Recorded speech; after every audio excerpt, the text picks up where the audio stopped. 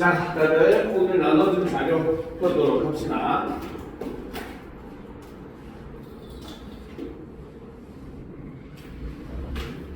자, 드디어 내신이 시작됐죠? 그치? 우리 2주 만에 보는 친구들도 있고, 매주 보는 친구들도 있고.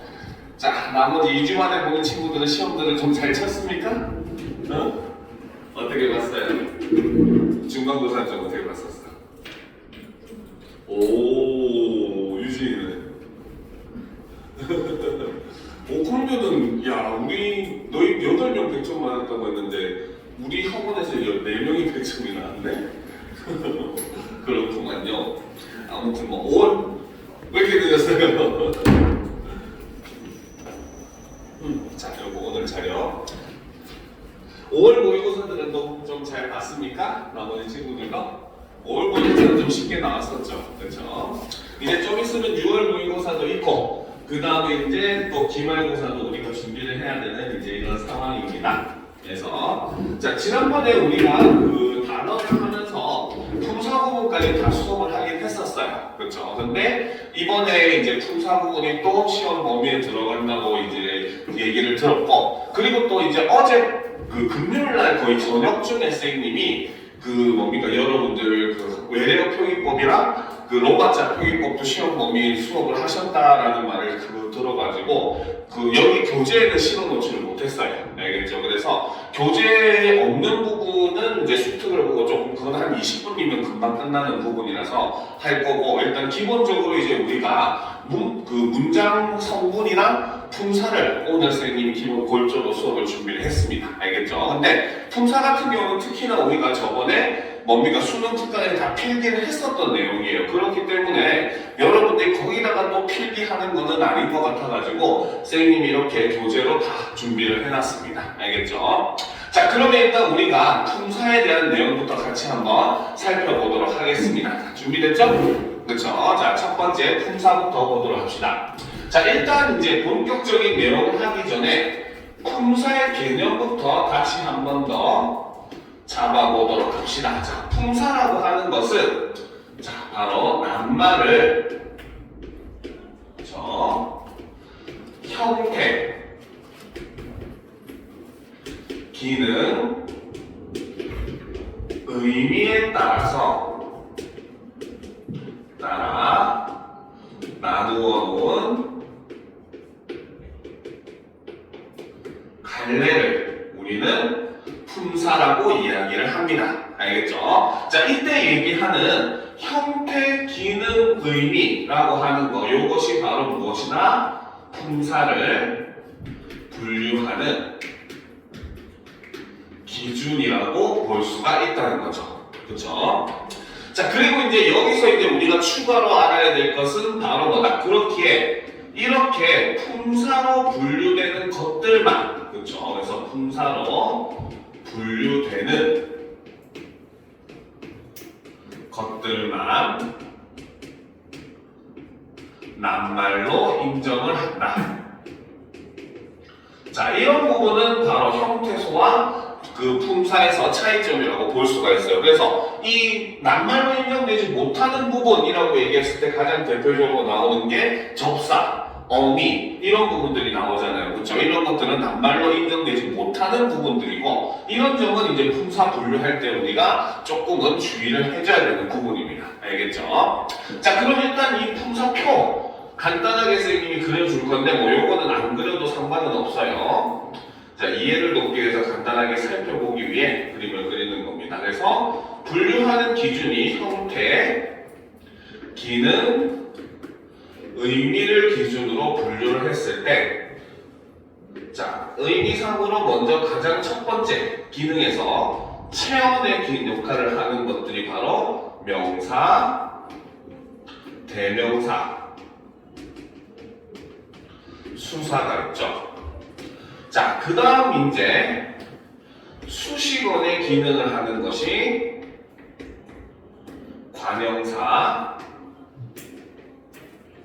부사가 있고, 자, 그 다음 독립어의 기능을 하는 것이 감탄사가 있고, 그 다음 관계어의 기능을 하는 것이 조사가 있고, 그리고 이제 마지막에 용언의 기능을 하는 것이 동사와 형용사가 있죠. 자, 여기서 이제 우리가 변하느냐 변하지 않느냐, 가변어, 불변어, 형태상으로 나누는 거는 관계어에 살짝 걸치는 모습을 보여줘요. 그래서 그 체험부터 관계어 그 부분까지는 불변어, 형태가 변하지 않는 불변어에 속하는 것이고, 관계어의 일부와 용언에 해당하는 부분이 형태가 변하는 가변어에 속한다. 자, 요건 이제 우리가 너무나 많이 나와서 잘 아는 것들이죠.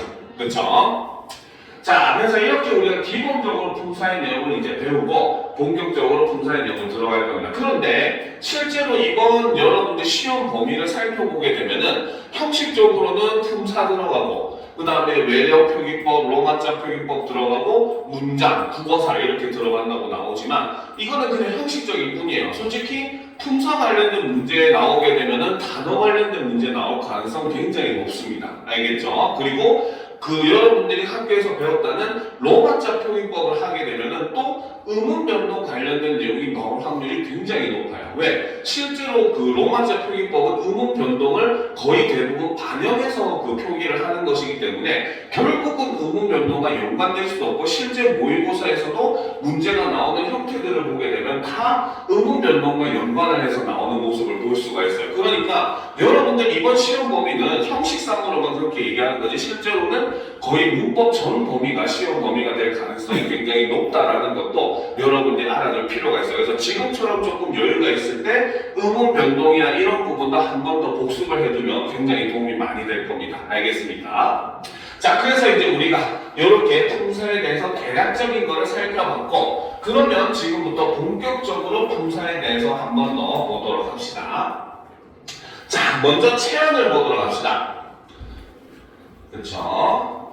자, 체언이라고 하는 건 몽칭자를 씁니다. 그쵸? 즉, 굵직굵직한 역할들을 다 한다는 거죠. 그래서 이 체언은 문장 속에서 조사의 꾸밈을 받아서 주요 성분, 하지만 실제로는 모든 성분으로 쓰일 수 있는 낱말이 바로 이 체언입니다. 그렇죠? 자, 그랬을 때 저번에도 얘기했었지만 체언으로 인정받기 위한 조건이 두 가지가 있었죠. 첫째는 문장 속에서 혼자 쓸 수 있어야 한다 라고 얘기했습니다. 자, 그런데 혼자 쓸 수 있다는 선생님이 저번에도 얘기했지만 우리 국어에서 문법적으로 얘기할 때 두 가지 의미를 나타낸다고 했었어요. 그렇죠? 자, 혼자 쓸 수 있다. 혼자 쓸 수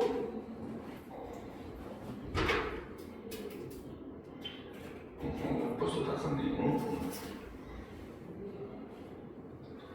자, 혼자 쓸 수 있다. 쓸 수 있다. 의 의미를 우리가 다시 한번 살펴보면, 첫 번째, 이거는 형태상으로 혼자 쓸 수 있다 라고 이야기를 하는 경우가 있다고 했어요. 그래서 형태상 혼자 쓸 수 있다는 것은 바로 뭐다? 문장 속에서 다른 낱말과 띄어쓰기만 하면 된다. 의미상으로 뭡니까? 그 의존을 하든 말든 상관없이 띄어쓰기만 한다면은 형태상 혼자 쓸 수 있다라고 성립한다 라고 얘기했었죠. 단 이 경우에는 무엇이다? 조사가 붙는 것은 제외입니다. 조사가 붙었다고 이게 혼자 쓸 수 없다로 보지는 않는다는 거죠. 그렇죠? 자, 그리고 두 번째, 혼자 쓸 수 있다는 의미상으로 혼자 쓸 수 있다라는 말이 있습니다. 알겠죠? 의미상으로 해석을 하게 되면 바로 뭐다? 다른 낱말의 꾸밈, 즉 도움 없이 쓰일 수 있다, 있음이라는 의미로 볼 수 있다는 거죠. 자, 그렇기 때문에 체온의 자격을 논할 때 혼자 쓸 수 있다 라고 하는 것은 바로 무엇? 형태상의 의미이다. 다른 낱말들과 띄었으면 된다라고 우리가 볼 수 있다는 거죠. 알겠죠? 그래서 그 대표적인 게 바로 의존 명사. 학생들이 할 때마다 헷갈려 하지만, 그쵸? 그 의존 명사에서 이름만 의존인 것이지 얘도 품사는 명사이기 때문에 형태상으로는 무조건 앞말과 띄었어야 된다. 여기서 있는 수가 대표적인 의존 명사잖아요. 그쵸? 그러니까 앞뒤로 띄었습니다 라고 하는 걸 우리가 볼 수 있다는 겁니다. 알겠죠? 자, 두 번째 체험의 조건, 바로 뭐다? 이게 근데 더 중요하다고 했죠. 바로 조사의 꾸밈을 받을 수가 있어야 된다. 그 중에서도 특히 무엇? 격조사의 꾸밈을 받을 수가 있어야 한다. 요 두 가지 조건이 선생님이 늘 강조했습니다. 왜? 여러분들이 중학교 때 품사 배울 때 제일 어려웠던 것 중에 하나, 바로 수사와 수관형사, 대명사와 지시관형사 이런 거 구분할 때 핵심적인 요소로 쓸 수 있는 게 바로 이 조사의 꾸밈을 받을 수 있는가 없는가 라는 요소라는 거 늘 강조해 왔기 때문에 이런 것들은 여러분들이 반드시 잘 알고 있어야 되는 요소들입니다. 자, 그러면 이제 본격적으로 체언에 있는 명사부터 같이 한번 살펴보도록 합시다. 자, 명사라고 하는 것은, 그쵸? 자, 개념으로 봤을 때 이름 명자를 쓰고 있습니다. 그렇기 때문에 바로 뭐다? 어떤 대상이나 개념의 이름을 나타내는 낱말을 우리는 명사라고 하죠. 그쵸? 명사는 뭐 영어 시간에서도 많이 배웠기 때문에 다 잘 알 거라고 생각을 해요. 그쵸? 자, 명사는 다시 의미상으로 나눌 수 있고 자립성으로도 나눌 수 있습니다. 기준이 두 개라는 거죠. 의미상으로 나누게 되면 일반 명사와 고유 명사로 나뉘게 됩니다. 자, 일반 명사는 어떤 성질을 가진 대상을 총칭하는 명사라고 했어요. 자, 그렇기 때문에 일반 명사는 사실 구체적인 사물을 가리키지는 않는다고 저번에도 얘기했었습니다. 그렇죠? 왜? 우리가 이것을 책상이라고 하지만 여러분들 학교에 있는 책상도 여러분들 집에 있는 책상도 얘랑 똑같이 생기지 않았어요. 그렇죠? 책상이라고 하는 건 형태가 너무나 다양한 거야. 그러면 우리는 무엇을 책상이라고 한다? 바로 책을 올려놓고 공부할 수 있는 그 어떤 것을 그냥 다 총칭해서 책상이라고 부르는 거라는 거죠. 알겠죠? 그러니까 일반 명사는 그렇기 때문에 관념적이고 추상적인 의미를 가질 수밖에 없습니다. 알겠죠? 그래서 일반 명사가 왜 관념적이에요? 라고 실제로 수업을 해보면은 질문을 하는 학생들, 이해를 못하는 학생들 되게 많아요. 알겠죠? 그런데 사실 우리가 일반 명사는 문맥상으로 상황 맥락이라든지 아니면 대화의 맥락상으로 이해를 하다 보니까 구체적인 것처럼 느껴질 뿐 실제로는 바로 뭐다? 관념적이고 추상적인 의미를 담고 있는 낱말들이다 라고 보셔야 됩니다. 자, 반면에 고유명사는 말 그대로 세상에서 하나밖에 없는 거죠. 인명, 지명 등 구체적인 대상을 가리키는 명사입니다. 그렇기 때문에 고유명사는 굉장히 구체적이고 물리적인 성격을 가지고 있어요. 그렇죠? 실제로 존재하는 대상과 대상이고 세상에 하나밖에 없어요. 알겠죠? 자, 대표적으로 이제 뭡니까? 뭐 백악관, 그 화이트하우스라고 하죠. 그다음 청와대, 블루하우스. 이거는 세계 어디에서 우주에서 얘기해도 미국 대통령이 사는 곳 화이트하우스, 한국 대통령이 사는 곳 블루하우스 이렇게 얘기를 하는 거예요. 알겠죠? 동대문, 남대문, 그다음에 금동, 미륵보살, 반가사용사. 세상에 딱 하나밖에 없죠. 사람의 이름도 마찬가지다. 선생님, 저는 저랑 동명이인이 너무 많은데요. 하지만 여러분처럼 생기고 여러분처럼 성격을 가진 사람은 세상에 한 명밖에 없어요. 두 명 있으면 큰일 나겠죠. 그렇죠? 그렇기 때문에 고유명사라고 하는 것은 오직 세상에 하나만 있는 대상을 가리키는 말입니다. 알겠죠? 자, 반면에 명사를 자립성으로 혼자 쓸 수 있는가를 통해서도 나눌 수 있는데 이때 자립성의 의미가 바로 의미상 혼자 쓸 수 있는가 없는가의 뜻입니다. 알겠죠? 그래서 자기 스스로 의미가 완전해서 혼자 쓰일 수 있는 명사를 자립명사, 자기 스스로는 의미가 불완전해서 혼자 쓰일 수 없는 것을 의존명사라고 얘기를 한다는 거죠. 그렇죠? 자, 그런데 이제 사실상 여기서 우리가 어려운 거는 의존명사밖에 없죠. 그래서 선생님이 이렇게 핵심 체크에 의존명사를 따로 빼놨습니다. 자, 의존명사에 대해서 한 번 더 살펴봅시다. 자, 의존명사라고 하는 것은 바로 명사이기는 하지만 의미상 불완전하여 관용어의 꾸밈을 받아야만 쓸 수 있는 명사를 우리는 의존명사라고 하죠. 그렇죠? 그러니까 형태는 뭡니까? 다른 낱말과 띄어쓰는 혼자 쓸 수 있지만 자립성을 가지지만 의미상으로는 자립성을 가질 수 없는 것이 바로 이 의존명사라고 했습니다. 자, 의존명사의 종류를 다시 한번 살펴보면 첫 번째, 보편성 의존명사. 보편적이라가 무슨 뜻이라고 했어요? 바로 누구나 그렇게 두루두루 쓰이는 걸 우리는 보편적이라고 했잖아요. 그렇죠? 그렇기 때문에 보편성 의존 명사는 뭐다? 모든 성분으로 다 두루 쓰일 수 있는 의존 명사라는 거죠. 그 말은 다른 말로 얘기하면 이 꼴 바로 뭐다? 모든 격조사의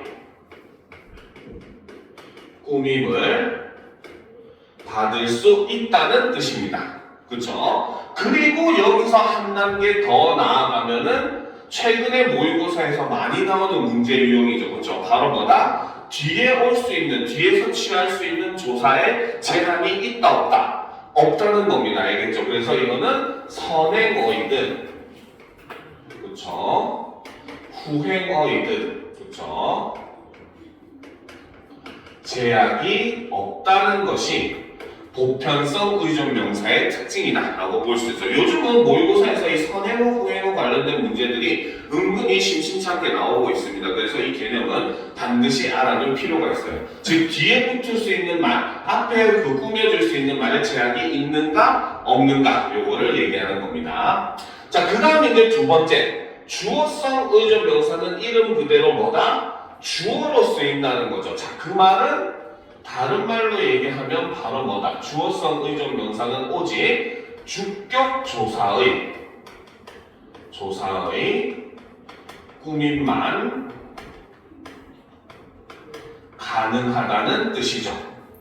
그쵸? 자, 그런데 저번에도 한번 얘기를 했지만 이 주어성 의존 명사는 아주 독특하게 취할 수 있는 서술어도 굉장히 제한적이라고 했어요. 알겠습니까? 대표적으로 지 같은 경우는 그가 밥을 먹었는지도 모른다 이렇게 표현을 하죠. 추측의 의미니까. 그치? 그 다음에 수나 리 같은 경우는 뭐뭐 할 수 있다 또는 없다 요거밖에 안 됩니다. 그리고 그 리 같은 경우는 뭐뭐 할 리가 없다. 그쵸? 뭐뭐 할 나위가 없다 이런 식으로 얘기를 하거든요. 그렇기 때문에 이 주어성 의존 명사는 주격 조사의 꾸밈만 가능할 뿐만 아니라 플러스 바로 뭐다? 뒤에 올 수 있는 서술어도 굉장히 제한적인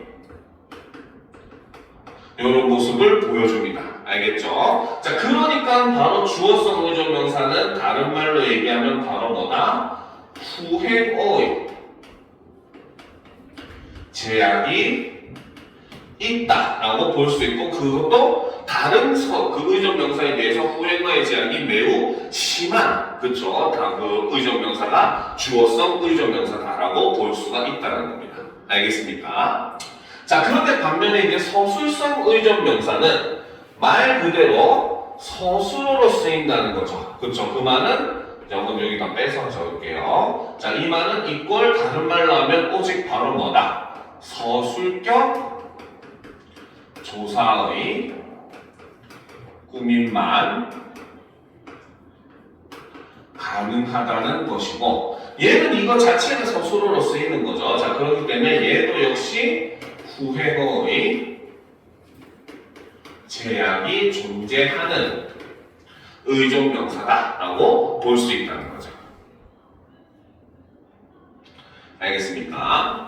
자, 그 다음 이제 부사성 의존 명사 역시 이름 그대로 부사어로 쓰인다는 거죠. 역시 마찬가지 이 경우도 마찬가지 뭐다? 부사격 조사의 꾸밈만 가능하다라고 볼 수 있다는 거죠. 그렇죠? 그런데 얘 같은 경우는 얼핏 보면은 이제 우리가 별로 제약이 없는 것처럼 보일 수도 있어요. 왜? 부사격 조사가 사실 종류가 다른 조사에 비해서 굉장히 많죠. 그렇죠? 그러다 보니까 학생들이 착각할 수 있는데 그래도 어쨌든 얘도 부사격의 조사만 꾸밈을 받을 수 있기 때문에 여전히 이 경우도 후행어의 제약이 존재한다, 있다라고 보는 게 맞다는 겁니다. 알겠습니까? 자, 그런데 이제 여기서 더 이제 문제가 되는 것은 바로 이 단위성 의존 명사라는 친구가 있어요. 그렇죠? 이 단위성 의존 명사는 바로 뭐다? 수량과 같이 단위로 쓰이는 의존 명사를 우리는 단위성 의존 명사라고 이야기를 합니다. 알겠죠? 자, 이거 지워도 되겠죠? 다 적었죠? 그죠? 자, 그런데 이 단위성 의존 명사가 문제가 되는 이유는 자, 얘 구조를 한번 봐야 돼요. 자, 단위성 의존 명사 같은 경우는 반드시 바로 뭐다? 수관형사, 수를 나타내는 관형사죠. 그렇죠? 꾸밈이 반드시 필요하다는 겁니다. 알겠습니까? 자, 그런데 반면에 격조사는 바로 뭐다? 모든 격조사를 사용하는 게 가능하다는 거죠.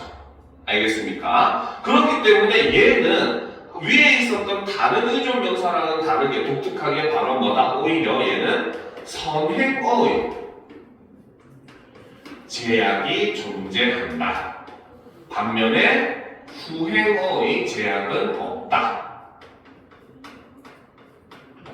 제약은 없다. 이렇게 볼 수 있다는 거죠. 알겠습니까? 자, 그렇기 때문에 이 부분에서는 이제 그러니까 이런 의존 명사 부분에서는 예전 같은 경우에는 뭐 띄어쓰기 관련된다든지 이런 걸 많이 물었다면은 최근 한 4, 5년 내에서는 바로 이 선행어의 제약, 후행어의 제약 이것과 관련돼서 지금 문제가 꽤 나오고 있으니까 이러한 내용은 반드시 숙지를 하실 필요가 있습니다. 자, 그러면 이제 다음 부분으로 넘어가 보도록 합시다. 대명사로 넘어갑시다. 자, 다음 페이지 펴도록 합시다. 아니구나. 요거 하기 전에 여러분들 요거 하나 확인을 해야 되겠네요. 이거 문제를 풀이를 하는 것보다 자, 바로 저번에도 한번 얘기했지만 품사통용은 우리가 요 부분에서 한번 확인을 해야 되는 부분이에요. 그렇죠? 자, 품사통용이라고 하는 것은 그렇죠? 자, 낱말이 형태나 의미가 같아도 쓰인 환경에 따라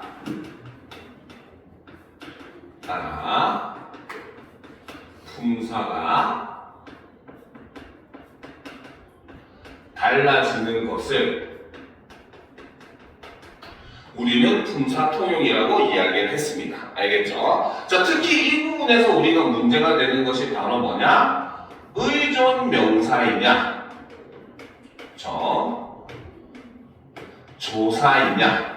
그래서 의존 명사로도 조사로도 쓰일 수 있는 품사통용이 관련해서 모의고사들 내신이던 문제가 굉장히 많이 나오는 부분이에요. 알겠습니까? 자, 그러면 이제 의존 명사와 조사, 품사통용을 어떻게 볼 수 있느냐? 자, 대표적으로 나오는 것이 만큼, 그 다음에 뿐, 그 다음 대로. 얘네들이 대표적으로 시험 문제 잘 나옵니다. 자, 이거는 예문을 통해서 한번 살펴보도록 합시다. 예, 첫 번째, 그쵸? 자, 민호는 그쵸? 철수만큼 공부를 잘한다. 자, 이런 문장이 있다고 보도록 합시다. 자, 여기서 이제 우리가 눈에 띄는 것이 바로 요 만큼이라는 친구가 있네요. 그렇죠? 자, 근데 밑에 필기해야 되니까 조금 자리를 띄우고 합시다. 자, 두 번째 예문. 이. 그렇죠? 자, 나에게는 소리. 이게 하면 안 되구나. 그렇죠? 자, 우리는 그렇죠? 뷔페에서 자신이 먹을 만큼만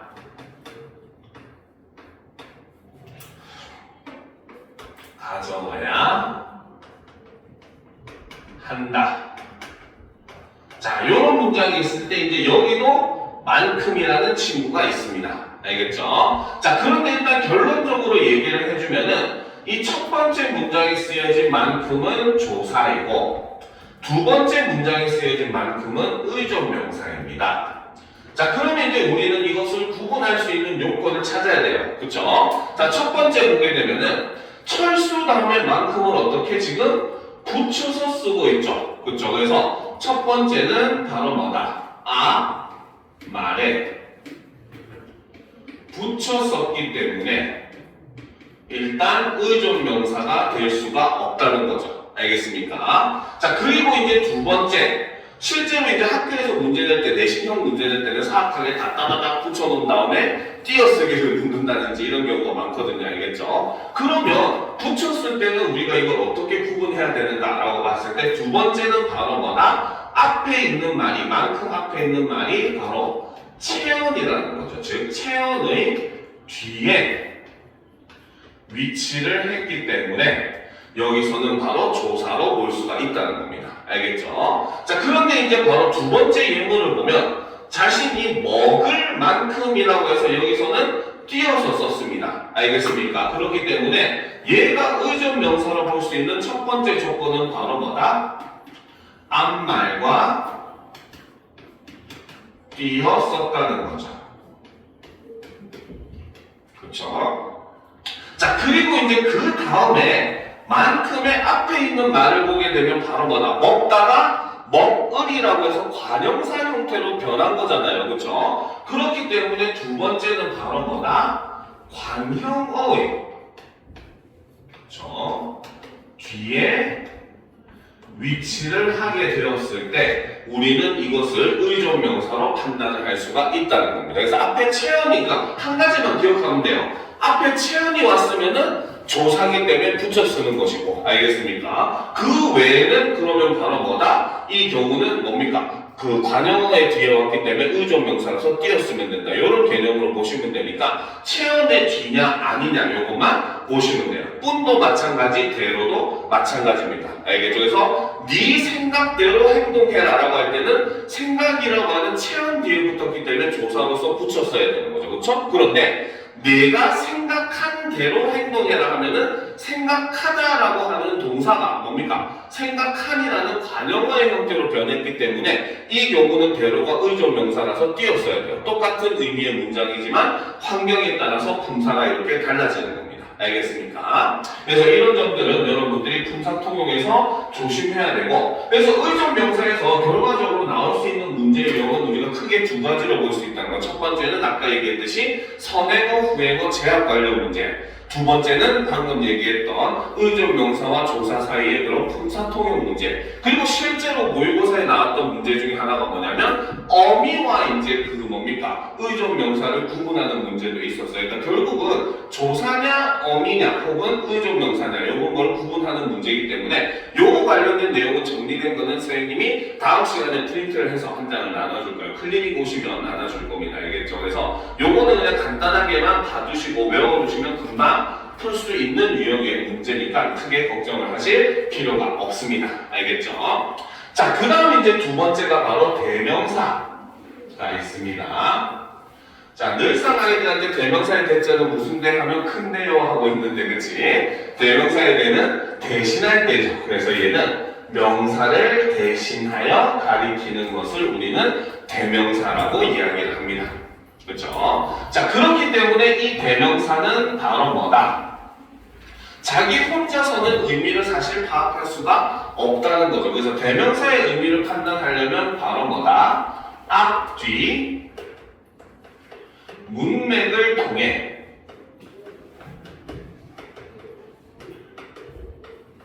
의미를 파악을 해야 되는 것이 대명사의 특징입니다.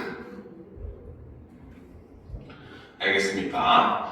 자, 그래서 이제 우리가 실제로 글쓰기 같은 거 할 때도 통일성, 응집성 얘기를 할 때 응집성의 대표적인 방법으로서 이 대명사, 지시어를 사용하느냐 하지 않느냐를 많이 둬요. 알겠죠? 그러니까 예를 들어서 우리가 철수가 아침 7시 30분에 일어났다. 철수가 바로 일어나서 세수를 하고 아침 식사를 했다 이렇게 하는 것보다 철수가 아침 7시 반에 일어났다. 그는 바로 일어나서 세수를 하고 아침 식사를 했다. 이렇게 할 때 두 문장 사이의 거리가 훨씬 더 가깝게 느껴진다는 거죠. 그렇죠? 그래서 이런 걸 응집성이라고 하고 그것을 나타내는 대표적인 방법이 이런 지시어 대명사를 쓰는 겁니다. 자, 대명사는 다시 인칭 대명사, 사람을 가리키는 대명사와 지시 대명사, 바로 사물이나 장소를 가리키는 대명사로 나눌 수가 있어요. 자, 인칭 대명사는 뭐 영어 시간에서 많이 했으니까 여러분들에게 따로 설명을 하지 않아도 되겠죠. 1인칭은 화자 자신, 그렇죠? 1인칭은 화자가 자신을 가리킬 때, 2인칭은 화자가 청자를 가리킬 때, 3인칭은 바로 뭐다? 화자와 청자 이외의 사람을 가리킬 때 쓰는 말입니다. 그렇죠? 자, 그런데 이제 저번에도 수업을 했지만 이 부분에서 이제 우리가 조금 봐둬야 될 게 바로 미지칭, 부정칭, 재기칭, 극존칭이라고 하는 개념들이었죠. 한 번 더 봤었었죠. 자, 먼저 미지칭부터 다시 한번 살펴보도록 합시다. 자, 미지칭이라고 하는 것은 바로 뭐다? 가리키는 대상은 존재를 한다는 거죠. 알겠습니까? 그런데 바로 뭐다? 그 대상을 모르는 경우 우리는 이것을 미지칭이라고 했습니다. 알겠죠? 즉 쉽게 예를 들면은 여러분 그 선생님이 이제 가정을 합시다. 여기에 케이크를 들고 왔어요. 근데 그 케이크가 갑자기 누가 먹었는지 없어져 버렸어요. 그럼 선생님은 여러분들한테 묻겠죠. 얘들아 여기 있던 케이크 누가 가져갔니? 하고 물어요. 그렇죠? 그 말은 뭐다? 케이크가 없어졌기 때문에 누군가 가져간 사람은 존재를 한다는 거야. 그런데 그 가져간 사람이 누구인지 그 대상을 모르기 때문에 사용하는 게 바로 미지칭이라는 겁니다. 알겠죠? 자, 그런데 반면에 부정칭은 그렇죠? 얘는 아예 바로 뭐다? 가리키는 대상이 존재하지 않는 경우에 쓰는 것이 부정칭이라는 거죠. 그러니까 쉽게 말하면 그 교실에는 아무도 없었다. 있는 사람이 없잖아요. 그러니까 가리킬 수 있는 대상이 없잖아요. 그렇죠? 혹은 다른 말로 그 교실에는 누구도 없었다 해도 똑같은 의미입니다. 그렇죠? 이럴 때 아무, 누구, 전부 다 바로 뭐다? 교실에 없었다라는 걸 의미하기 위해서 쓴 말이고 이거는 가리키는 대상이 존재하지 않죠. 그렇죠? 그래서 이거는 부정칭이라고 볼 수가 있다는 겁니다. 그렇죠? 자, 그리고 이제 재기칭. 영어 시간에도 많이 들었죠. 그렇죠? 재기칭이라고 하는 것은 바로 뭐다? 한 문장 내에서 그렇죠? 앞에 나왔던 대상을 다시 가리키는 말을 우리는 재기칭이라고 합니다. 그렇죠? 그래서 예를 들면 철수는 자기가 반에서 그 축구를 제일 잘한다고 말했다라고 했을 때 여기서 자기는 누구다? 사랑하는 사람이 아니겠죠. 그렇죠? 철수를 가리키죠. 그렇죠? 그러니까 앞에 나왔던 철수를 다시 한 번 더 한 문장 안에서 가리키는 이런 걸 우리는 재기칭이라고 얘기를 하죠. 자, 그 다음 이제 개념이 바로 극존칭. 극존칭은 대상을 매우 높이는 표현이죠. 그래서 이거는 3인칭의 당신이라는 표현. 그렇죠? 그래서 뭐 당신이 말이야 하고 상대방을 얘기하는 건 2인칭입니다. 근데 여기서 말하는 당신은 바로 뭐다? 지금 이 자리에 없는 인물, 예를 들어서 김구 선생님, 당신께서는 자신의 안전보다는 국가의 그 뭡니까 평화를 위해 헌신하셨습니다. 이렇게 얘기했을 때 여기서 당신은 바로 앞에 놨던 김구 선생님을 다시 한번 가리키는 재기칭이자 그 김구 선생님을 매우 높이는 의미로 쓴 극존칭이라고 볼 수가 있다는 거죠. 그렇죠? 이런 것들을 우리는 뭡니까 3인칭에서 알아둘 필요가 있습니다. 알겠죠?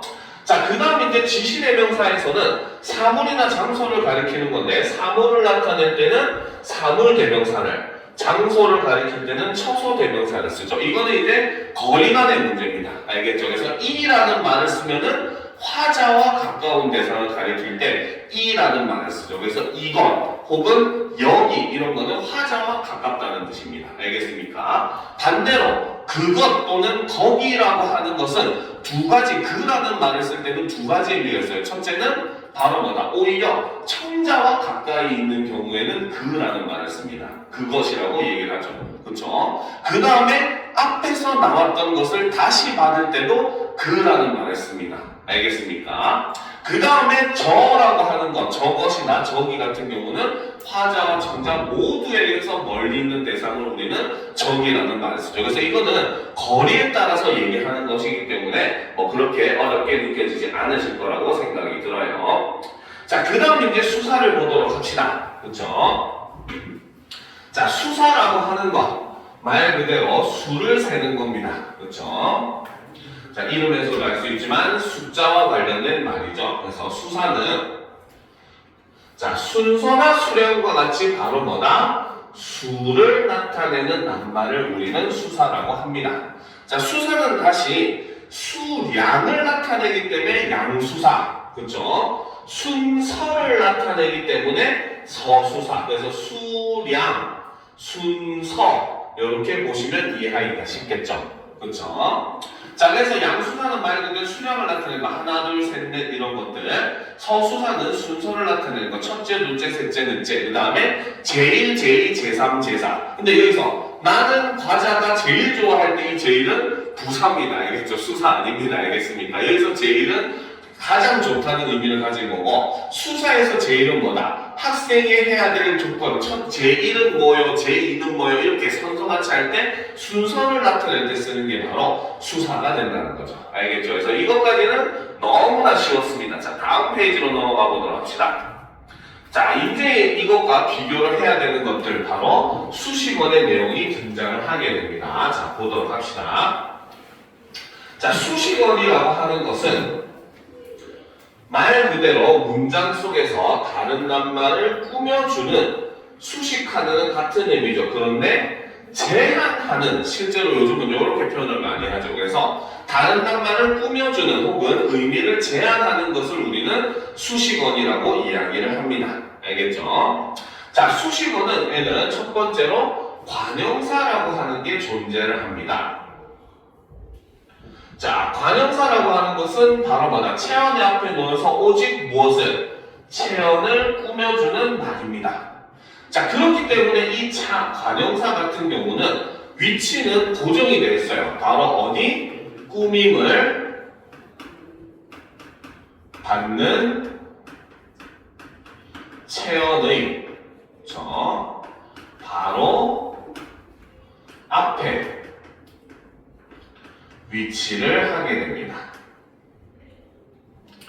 알겠습니까? 다른 데 가면 안 되고 오직 지가 꾸며주는 체온의 앞에만 위치를 할 수가 있어요. 알겠죠? 다른 데 위치할 수가 없습니다. 알겠습니까? 자, 이 관형사는 다시 성상관형사, 지시관형사, 수관형사로 나눌 수 있죠. 자, 우리가 일반적으로 알고 있는 관형사는 바로 이 성상관형사입니다. 그래서 성상관형사는 꾸밈을 받는 체언의 성질이나 상태를 나타내주는 관형사죠. 자, 그렇기 때문에 이 관형사는 바로 뭐다? 체언을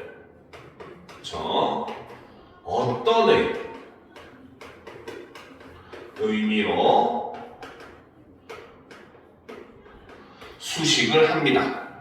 알겠죠? 그러니까 책은 책인데 어떤 책? 새 책. 가방은 가방인데 어떤 가방? 헌 가방. 그쵸? 집은 집인데 어떤 집? 옛집. 이런 것들 알겠죠? 그래서 어떤의 의미로 체언을 꾸며주는 걸 우리는 성상관형사라고 하죠. 자, 그런데 이 성상관형사 맞군요. 자, 여기까지 하고. 자, 그 다음 이제 우리가 헷갈리지 말아야 될 게 바로 이 지시관형사와 수관형사라는 거죠. 그쵸? 지시관형사는 관형사 중 대상을 가리키는 지시적 성격을 띠는 것이고 수관형사는 명사의 수량을 나타내는 관형사로 명사를 수식하는 겁니다. 알겠죠? 저번 시간에도 우리가 한번 얘기했었지만 얘네를 구분하는 가장 핵심적인 요소는 바로 뭐다? 얘네는 관형사이기 때문에 조사의 꾸밈을 받을 수가 없다. 이것이 바로 구분하는 가장 핵심적인 요소라고 했습니다. 알겠죠? 자, 요거 예문은 안 적어도 돼요. 자, 저번에 했었던 예문을 한번 봅시다. 자, 나는 그 집이 매우 마음에 든다. 자, 이런 문장이 있을 때 여기 있는 그가 관형사인지 대명사인지 학생들이 많이 헷갈려 한다는 거죠. 그렇죠? 그럴 때는 뭘 해보면 된다? 조사를 집어넣으면 됩니다. 알겠죠? 그래서 나는 그이 집이, 그를 집이, 그도 집이, 그만 집이 말이 안 되잖아요. 그렇죠? 그렇기 때문에 이 경우는 조사에 꾸밈을 받을 수가 없다는 거죠. 그렇기 때문에 얘는 관형사로 분류하는 것이 맞다. 이렇게 문단을 합니다. 선생님, 근데 그의 집 하면 말 되지 않아요? 하지만 그렇게 해버리면 문장의 의미가 달라져 버리죠. 그렇죠? 성립을 한다는 것은 문장의 의미에 어떠한 영향도 주지 않아야 됩니다. 알겠습니까? 자, 그 다음 이제 수관형사도 역시 마찬가지죠. 나는 사과 하나를 먹었다. 이렇게 표현할 때와 나는 사과 한 개를 먹었다. 이렇게 표현했을 때 두 개의 표현이 의미는 동일하지만 지금 그 낱말의 개수에서도 차이가 나요. 그렇죠? 낱말의 개수를 보면 얘는 사과 하나를 이라고 해서 세 개의 낱말로 이루어져 있지만 이 부분은 사과 한 개를 네 개의 낱말로 이루어져 있습니다. 알겠죠? 그래서 낱말의 개수부터 차이가 나죠. 자, 그 다음 두 번째 보면 하나 다음에 를이라고 해서 여기는 조사의 꾸밈을 받고 있더라는 거죠. 그러니까 이 첫 번째에 있는 하나라고 하는 것은 수사라고 볼 수가 있다는 겁니다. 알겠죠? 그런데 사과 한 개를 이라고 했을 때 나는 사과 한이 개를, 한도 개를, 한만 개를, 한늘 개를 다 말이 안 되잖아요. 그렇죠? 그렇기 때문에 이 경우도 조사의 꾸밈을 받을 수가 없고 그렇기 때문에 이 경우는 수관형사이다. 이렇게 우리가 분류를 할 수 있다는 거죠. 중학교 때는 어렵게 생각했지만 사실 이런 핵심 내용만 알면은 여러분들이 구분하는 게 정말로 쉬워진다는 겁니다. 알겠습니까? 그래서 수관형사는 반드시 뒤에 단위를 나타내주는 명사를 포함하게 돼요. 이게 의존명사일 수도 있지만 의존명사가 아닌 경우도 있어요. 단위성의 의미를 가지는 명사들도 있습니다. 대표적인 게 사람. 사람이라고 하는 건 그냥도 쓰지만 한 사람, 두 사람 이렇게 숫자를 셀 때도 쓰잖아요. 그렇죠? 그렇기 때문에 이런 것들 수관형사의 특징 같은 경우도 잘 알아두실 필요가 있습니다. 알겠죠? 자, 그 다음 밑으로 내려가서 부사를 한번 살펴보도록 합시다. 그렇죠? 자, 부사는 그렇지? 자, 원래는 이제 주로 용어 그렇죠? 원래는 용언을 수식을 하는 건데 그 외에도 다른 부사나 혹은 관형사 또는 문장 전체를 꾸며주는 게 바로 부사가 하는 역할입니다. 즉 다른 말로 얘기하면 관형사가 꾸며줄 수 없는 모든 걸 꾸며주는 게 바로 부사다라고 보시면 돼요. 알겠죠? 자, 그렇기 때문에 이 부사라고 하는 것은 관형사에 비해 사에 비해 비교적 위치가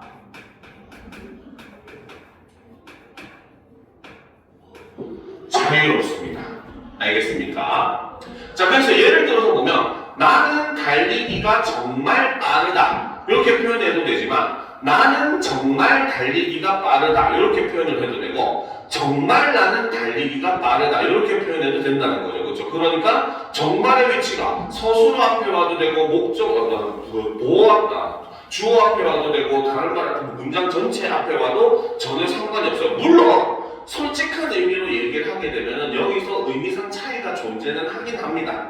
알겠습니까? 어떤 차이가 존재하냐면 나는 달리기가 정말 빠르다라고 했을 때 여기서 정말은 오직 빠르다만 꾸며줄 수가 있어요. 알겠죠? 그런데 정말 나는 달리기가 빠르다 이렇게 표현하게 되면 여기서 정말은 사실은 뭐다? 나는 달리기가 빠르다라고 하는 사실 전체를 강조해주고 꾸며주는 역할을 합니다. 근데 여러분들이 공부를 하는 고등학교 과정이나 수능 과정에서는 이건 내용까지 나오지 않아요. 왜? 약간 논란이 있을 수가 있습니다. 실제로 이런 거 관련 문제는 거의 5급 공무원 시험쯤 되면 나옵니다. 9급도 아니고 5급 정도 되면 나옵니다. 알겠죠? 그래서 요거는 살짝 고등학교 과정에서는 논란이 있을 수 있기 때문에 실제 시험에는 나오진 않아요. 그런데 이런 의미 차이도 있을 수 있다는 것 정도는 여러분들이 알아두면 도움이 많이 될 겁니다. 알겠죠? 자, 그리고 거기에 플러스 이 부사의 특징은 바로 뭐다? 다른 조사는 아니고 보조사의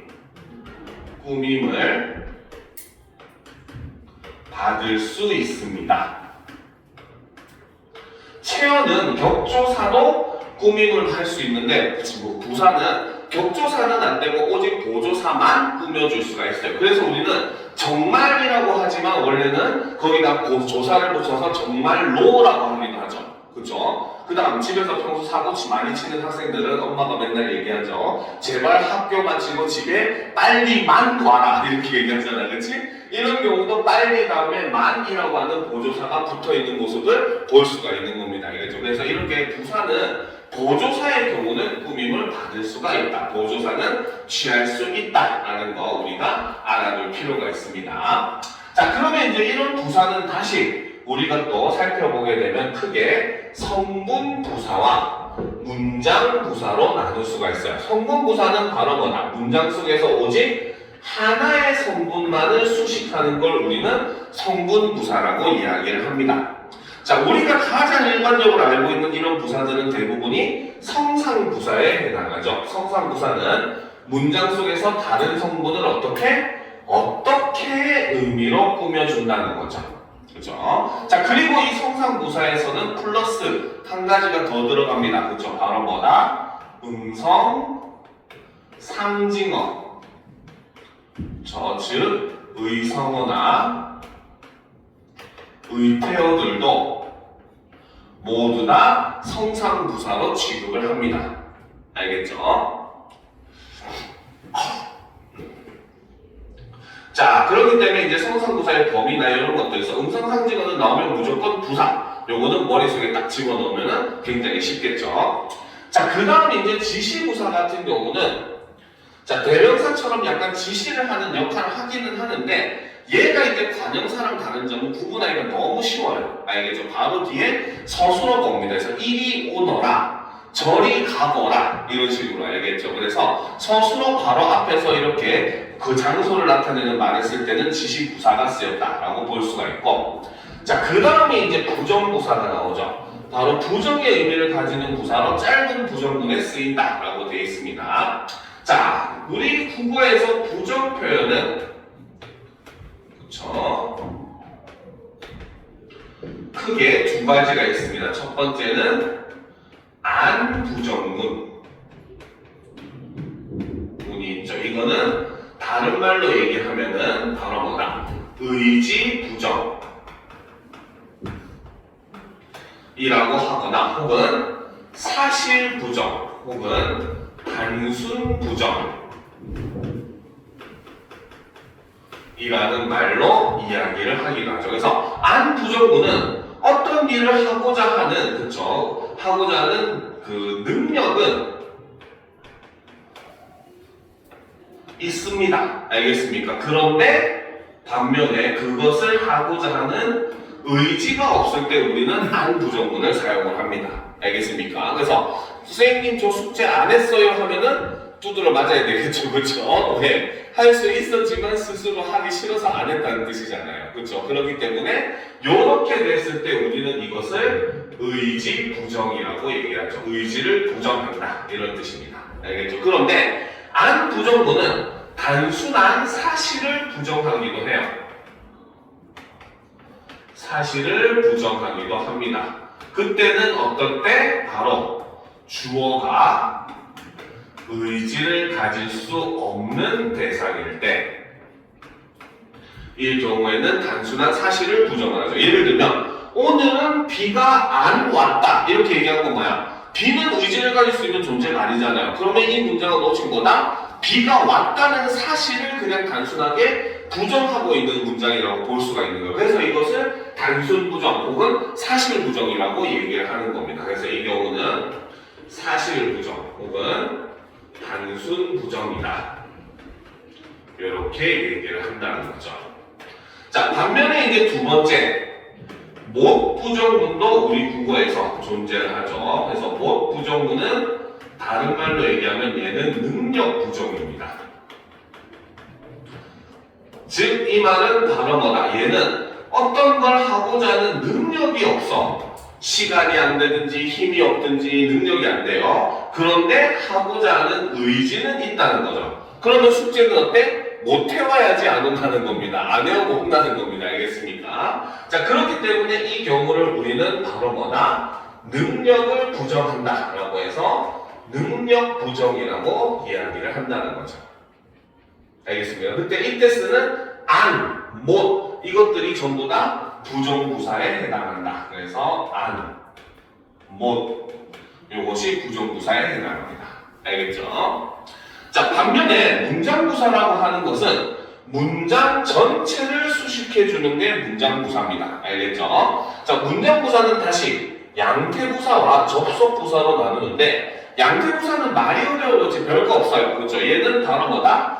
화자의 태도를 나타내는 부사인데 주로 다른 성분과 호응을 이룬 낱말이 여기에 속합니다. 영어 시간에 많이 배우죠. 비록 뭐뭐일지라도 할 때 이 비록 반드시 다음에 긍정어가 오죠. 절대 결코 뒤에는 부정어가 옵니다. 과연 뭐뭐구나, 만약 뭐뭐라면 이런 것들이 전부 다 나오는 비록, 과연, 만약, 반드시, 절대, 결코 이런 것들이 전부 다 뭐다? 양태부사에 속한다 라고 보시면 되는 겁니다. 알겠죠? 자, 그런데 반면에 접속부사는 우리 국어는 영어랑은 달리 접속사라고 하는 품사가 없죠. 그래서 이 접속사를 영어의 접속사를 우리 국어에서는 전부 부사로 취급한다. 이렇게 생각하면 이해하기가 굉장히 빠를 겁니다. 알겠습니까? 자, 그러면 다음 페이지로 넘어가 보도록 합시다. 자, 굉장히 간단한 내용, 바로 독립원이죠. 자, 독립원이라고 하는 것은 자, 바로 문장 속에서 다른 낱말들과 관계를 맺지 않고 홀로 쓰이는 것을 우리는 독립원, 쉽게 말하면 왕따원이죠. 그렇죠? 자, 이 독립원에 속하는 건 감탄사밖에 없습니다.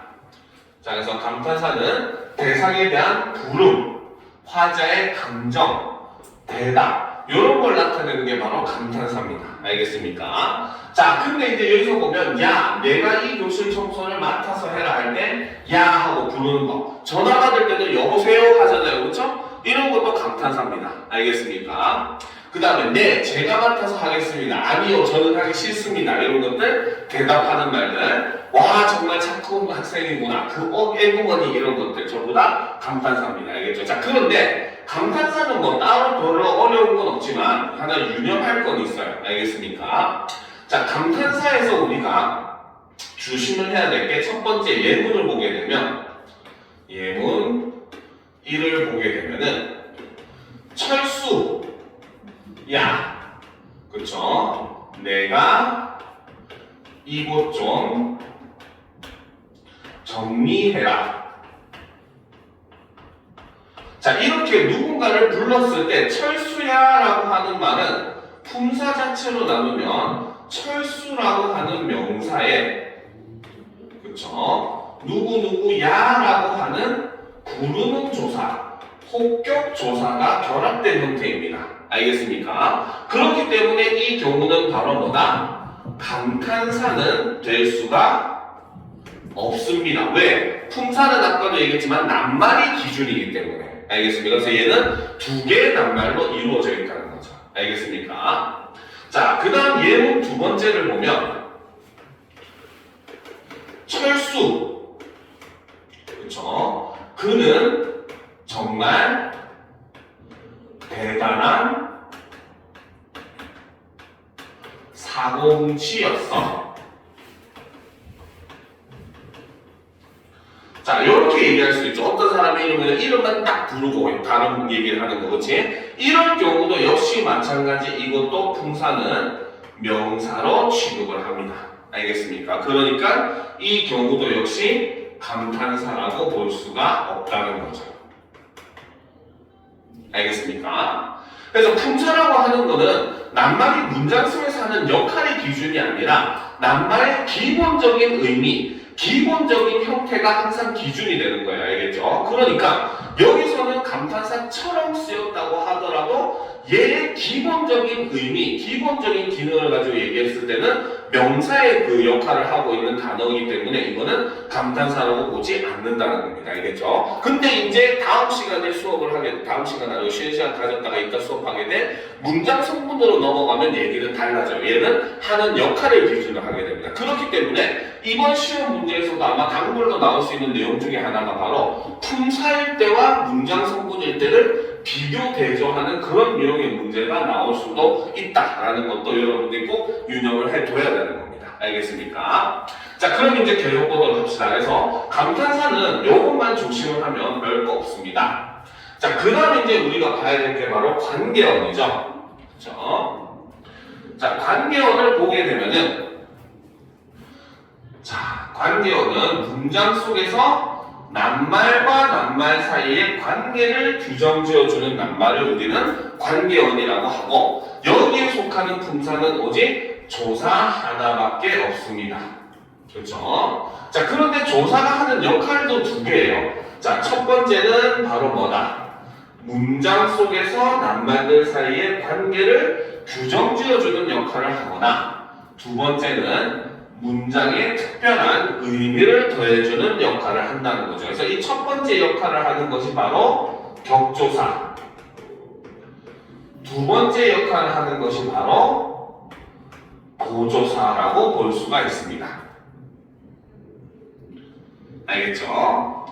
자, 여기서 보면 격조사는 그렇죠? 문장 속에서 낱말들 사이의 관계를 규정지어주는 역할을 합니다. 했던 말 자꾸 또 하고 저 뒤에 못이 바뀌겠죠. 자, 그런데 이제 이 우리 국어에서 격조사가 중요한 이유가 있다는 거죠. 그 이유는 바로 뭐다? 우리 국어는 조사 때문에 그렇죠? 문장 성분의 위치가 비교적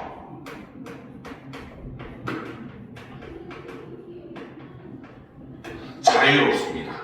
알겠죠? 그러니까 우리 문장에서는 나는 말을 탔다 해도 되지만 말을 나는 탔다 해도 문장 의미에서 전혀 변화가 없어요. 알겠습니까? 왜? 너는 주어, 너는 목적어 하는 게 조사가 결정 지어주고 있으니까. 알겠습니까? 근데 영어는 조사가 존재하지 않고 오직 낱말이 위치한 위치를 가지고 그 낱말의 성분을 분석을 하잖아요. 그래서 I ride a horse 하면은 나는 말을 탔다가 되지만 horse rides me 하면은 말이 나를 타게 되잖아요. 그렇죠? 그러니까 이렇게 영어같이 위치가 중요한 그 언어에 비해서 우리 국어는 조사라고 하는 친구가 있기 때문에 문장 성분의 위치가 비교적 자유로운 편이다. 내 마음대로 섞어 써도 어느 정도 뭡니까? 딱 지켜야 될 거는 두 가지밖에 없죠. 하나는 서술어는 문장의 제일 끝에 온다. 두 번째는 꾸며주는 말은 반드시 꾸며주는 말 앞에 온다. 요 두 개만 지킨다면 사실 우리 국어에서 문장 성분의 위치는 굉장히 자유로운 편이다라는 거 알 수 있습니다. 자, 그때 이 격조사는 어떤 특징이 있느냐? 바로 오직 체언의 뒤에만 붙을 수 있다는 거죠. 부사나 용언의 뒤에서는 붙을 수 없습니다. 자, 그리고 한 체언의 뒤에 보조사와 함께 둘 이상의 조사가 붙을 때는 격조사가 보통은 제일 마지막에 붙습니다. 근데 절대적인 건 아닌 경우도 있어요. 알겠죠? 자, 그 다음에 이제 보조사는 여러 가지 역할을 하는 게 바로 문장에 특별한 의미를 더해주는 역할을 합니다. 자, 그런데 이 보조사의 특징이 있죠? 자, 보조사의 특징을 살펴보면 첫 번째로 격에 상관없이 붙을 수가 있습니다. 주어 뒤에도 목적어 뒤에도 보어 뒤에도 똑같은 보조사들이 붙을 수가 있어요. 알겠죠? 그래서 은는이가를 은는을 설명을 할 때 은는은 보조사라고 늘 강조를 하는데 그 이유 중에 하나가 은는이 격에 상관없이 붙는다는 겁니다. 예를 들어서 나는 사과를 먹었다. 이렇게 표현하면 주어 뒤에 붙었죠. 그런데 내가 사과는 먹었다 이래버리면 목적어 뒤에도 붙어진다는 거죠. 알겠습니까? 그래서 이런 부분 때문에 은느는 보조사라는 거 기억을 해두세요. 자, 그 다음 특징 두 번째. 둘 이상의 조사가 연달아 사용될 수도 있다는 거죠. 그렇죠? 알겠습니까? 그래서 예를 들면 뭡니까? 나는 오직 그대만을 사랑해 라고 했을 때 만이라고 하는 보조사 뒤에 을이라고 하는 목적의 조사가 붙어 있잖아요. 그렇죠? 이렇게 두 개 이상, 세 개, 막 세 개, 네 개씩도 붙기도 합니다. 알겠습니까? 그래서 이렇게 둘 이상의 조사가 붙을 수도 있고 세 번째, 바로 뭐다? 부사나 용언의 어미 뒤에도 붙을 수가 있습니다. 알겠죠? 자, 특히 용언의 어미 뒤에 붙는 거 용언의 어미 뒤에 붙는 경우는 뭐라고 했었다? 바로 상대 높임법, 높임, 비격식체, 두루, 높임에 해당하는 해요체의 바로 요가 뭐라고 했다? 조사라고 했었죠. 왜? 요를 제외하면 이거는 해체가 되거든요. 조사는 생략해도 말이 성립해야 됩니다. 알겠죠? 만약에 얘가 요가 어미였다면은 요를 생략하면 말이 되면 안 되는 거예요. 알겠습니까? 예를 들어서 뭡니까? 하십시오체 같은 경우는 이리 앉으십시오라고 하거든요. 그런데 십시오를 지나가면 이리 앉으십 하면 말이 안 되잖아요. 그렇죠? 근데 해체 같은 경우는 여기 앉아 하면 해체예요. 근데 여기 앉아요 하면은 해요체가 됩니다. 그럼 해요체에서 앉아요에서 요만 딱 제외하면 해체가 돼버리잖아요. 그렇죠? 말이 성립을 하기 때문에 이 경우에 요는 어미가 아니라 조사로 분류를 한다는 것도 여러분들 꼭 알아두실 필요가 있습니다. 알겠습니까? 자, 그래서 이런 보조사의 특징까지도 우리가 한번 살펴봤어요. 자, 드디어 이제 마지막 용언으로 넘어가 보도록 합시다. 그쵸? 자, 제일 할 말이 많은 게 용언이죠. 그렇지? 자, 보도록 합시다. 자, 용언은 자, 문장 속에서 주어의 동작, 상태, 성질 등을 나타내주는 말이 용언입니다. 그래서 주로 서술어로 쓰이긴 하지만 문장 속에서 쓰임에 따라 형태를 바꾸기도 하는 이러한 낱말을 우리는 용언이라고 하죠. 자, 이때 바로 용언이 그쵸? 쓰임에 따라서 형태를 달리하는 것. 그쵸? 즉 정확하게 얘기하면 어미를 달리해서 여러 가지 형태로 쓰이는 것이 바로 무엇이다? 활용이다. 이렇게 얘기를 했습니다. 그래서 먹다 같은 경우에 먹다, 먹고, 먹지만, 먹어도, 먹을 이렇게 변했을 때 변하지 않는 먹이 어감 뒤에 다, 도, 지만 이런 것들이 어미다. 이렇게 얘기를 했어요. 자, 그러면 이제 여기 옆에다가는 하나를 정리를 해둡시다. 당연히 간과 근, 어미 이런 거 정리 한번 해줄 필요가 있겠죠. 자, 어간이라고 하는 것은 바로 뭐다? 가변어. 그렇죠. 여기에는 용언도 포함이 되고 서술격, 조사까지도 포함이 됩니다. 알겠죠? 그래서 어간은 가변어가 활용할 때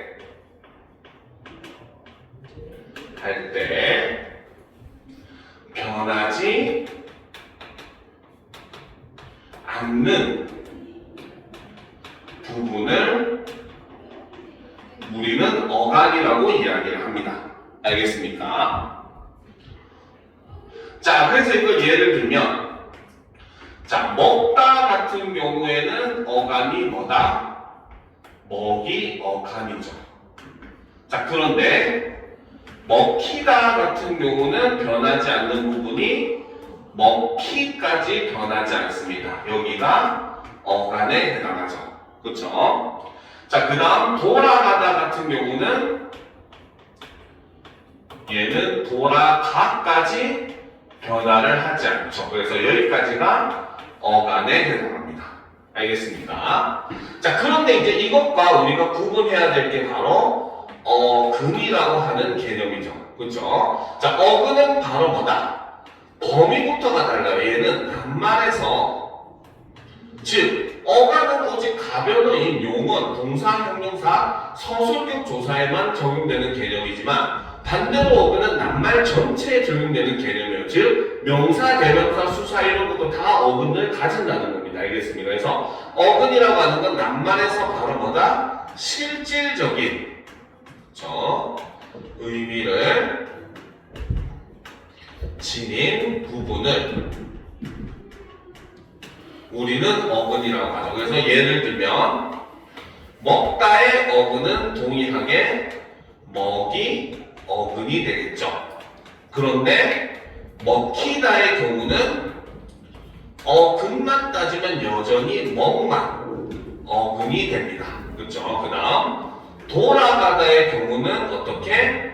어근에 해당하는 것은 돌다와 가다가 어근에 속하죠. 그러니까 낱말이 합성과 파생을 했을 때 이때부터는 어근과 어간의 개념이 확실하게 달라지는 경우를 우리가 볼 수 있다는 겁니다. 알겠죠? 자, 그 다음 이제 세 번째 어미에 대해서 한번 살펴보도록 합시다. 요거는 지난번에도 학생들이 굉장히 많은 질문들을 하고 했었던 부분이니까 기회 있을 때 한 번 더 정리를 하도록 합시다. 자, 어미라고 하는 것은 바로 뭐다? 어간의 뒤에 붙어서 문법적인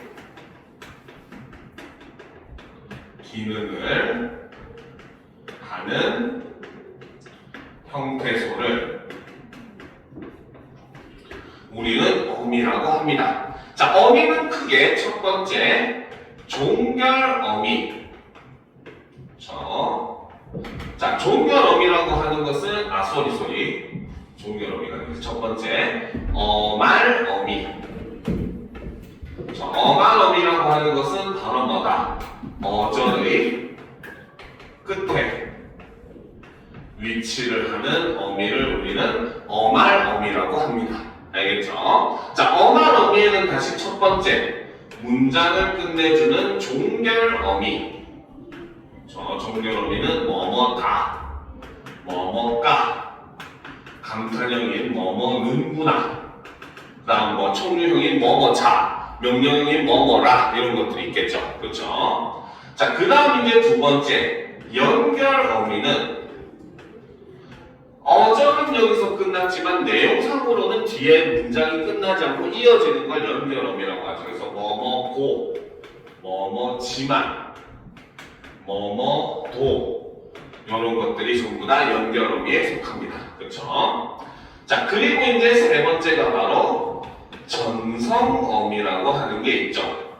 전성어미는 그렇죠? 마치 다른 성분처럼 쓰이는 겁니다. 실제 성분이나 품사가 바뀌는 건 아니라는 거죠. 그렇죠? 그래서 전성어미에 속하는 건 대표적으로 기, 이거는 명사형 전성어미죠. 그 외에도 는, 던 같은 관용사형 어미든 부사형 어미 이런 것들 굉장히 많죠. 그렇죠? 자, 그런데 반면에 두 번째 어말 어미 말고 선어말 어미도 존재를 합니다. 그렇죠? 그래서 선어말 어미라고 하는 것은 먼저 선자에 어말 어미를 써서 어말 어미 앞에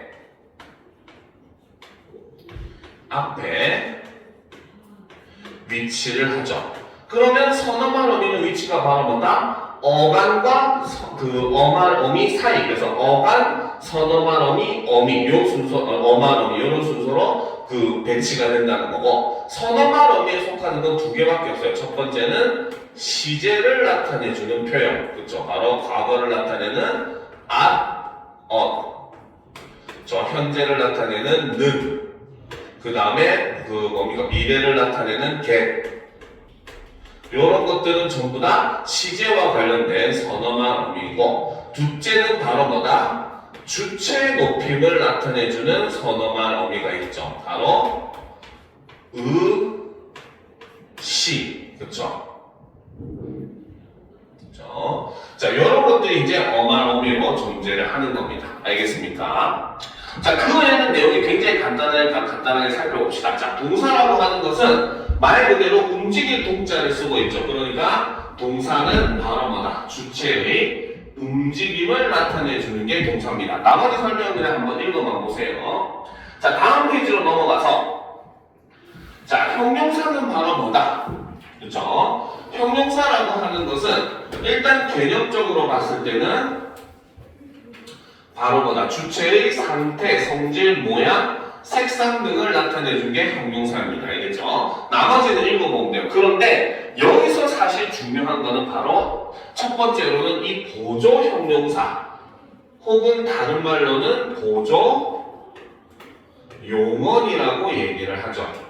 그래서 이 보조 용언의 쓰임 같은 경우는 굉장히 중요합니다. 알겠습니까? 자, 저번에도 한번 설명을 했었는데 우리 국어에서 서술어 두 개, 그쵸? 용언 두 개가 연달아 오는 경우는 본용언 더하기 본용언 내지는 본용언 더하기 보조용언이라고 했고, 이때 본용언인 것은 바로 뭐다? 문장 속에 자신의 의미가 그대로 존재할 경우에는 우리는 본용언이라고 얘기를 했어요. 그래서 예를 들어서 나는 길 모퉁이를 돌아서 갔다 했을 때는 도는 행위와 간다는 행위를 다 같이 한 거기 때문에 이때는 본용언 더하기 본용언이라고 했어요. 그렇죠? 그런데 나는 작년에 영국에 가봤다라고 했을 때는 이거는 가서 봤다는 의미가 아니라 간 적이 있다라는 경험을 나타내는 거잖아요. 그렇죠? 그렇기 때문에 이 경우는 바로 뭐다? 보조용언이라고 얘기를 했습니다. 알겠죠? 자, 그런데 본용언, 보조용언 관련된 내용이 나오면 무조건 나오는 문제가 띄어쓰기 문제예요. 알겠죠? 자, 그런데 본용언, 본용어는 무조건 띄어쓰면 됩니다. 그런데 본용어과 보조용어는 띄어쓰기가 좀 복잡하니까 요거를 정리를 해보도록 합시다. 그래서 본용어 더하기 보조용어의 띄어쓰기를 살펴보게 되면, 그렇죠? 자, 첫 번째, 그렇죠? 자, 보조용어는 그렇죠? 앞의 본용어과 띄어 쓰는 것이 원칙이지만